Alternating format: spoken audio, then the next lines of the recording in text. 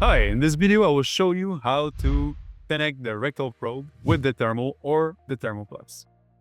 So here I have the Thermo. To turn on the device, I simply press the recall button until I see the display showing some text and the logo. At this moment, I see oral. I can switch to different mode. But what the purpose of this video is to show you how to do the switch. I simply need to press here the little connector. This is a basic telephone connector. The moment I remove it, I remove also the probe holder. And what I want to do is to simply insert the rectal probe holder as follows. And the moment that I insert the rectal probe inside the device, automatically it will switch for rectal instead of buccal. Even if I try to hit a different mode, it will stay on the rectal mode. From there, simply hit the wing, so enough to learn app. Click on connect. I select the Thermo. I'll secure the connection. And from there, I'll send a reading.